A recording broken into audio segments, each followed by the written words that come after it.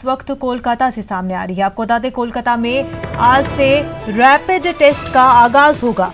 SSKM के डॉक्टरों की टीम बेलगछिया इलाके में पहुंच गई है। अब से कुछ ही देर बाद डॉक्टरों की टीम बेलगछिया पहुंचेगी। मगरबी बंगाल में कोरोना मुतासरीन की तादाद आपको बता दें 198 हुई है और अब तक 12 अफराद की मौत हो चुकी है। हमारी नुमाइंदा शबाना इस वक्त हमारे साथ मौजूद है। शबाना, कोलकाता में रैपिड टेस्ट होने जा रहा है, किस तरह से ये पूरा प्रोसेस होगा? देखिए, इस तरह से कोलकाता में अगर आप देखें तो जिस तरह से रोज जो है वो कोरोना मुतासरीन के मरीजों की तादाद बढ़ रही है। हालांकि कई एक मरीज ऐसे भी हैं जो ठीक भी हुए हैं, लेकिन इसके बावजूद इनके मुतासरीन की जो तादाद में इजाफा हो रहा है, ये हुकूमत के लिए एक बड़ा चैलेंज है।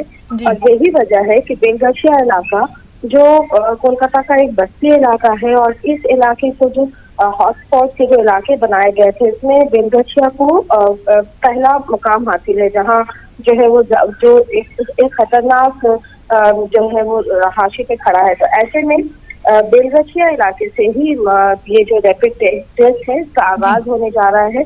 सबसे पहले जो घेराबंदी हुई, जो सील किए गए इलाके, जिनमें कोलकाता का यही बेलगछिया इलाका था, यहाँ पर ही डोर टू डोर सर्वे का जो काम शुरू किया गया है, हेल्थ सर्वे का जो काम शुरू किया गया है, वो भी बेलगछिया इलाके से ही शुरू किया गया है। तो बेलगछिया इलाके को बिल्कुल एक हाई जोन इलाके में तब्दील किया गया है और इसे माना जा रहा है कि यहाँ मुतासरीन की बड़ी तादाद जो है वो सामने आ सकती है। तो इसके लिए हुकूमत तमाम तरह इक़दाम कर रही है और साथ ही साथ कई ऐसे इलाके हैं जो रेड जोन करार दिए गए हैं। खासकर जो कोलकाता का राजा बाजार का नागपुर डांगा का इलाका है, वो बिल्कुल रेड जोन इलाका करार दिया गया है। तो यहाँ भी रैपिड टेस्ट जो है वो होने की बात है, लेकिन आज जो शुरुआत होगी वो बेलगछिया से होगी, जहाँ डॉक्टरों की टीम पहुंच चुकी है और उम्मीद की जा रही है कि दोपहर 12 बजे से ये टेस्ट जो है वो शुरू होगा।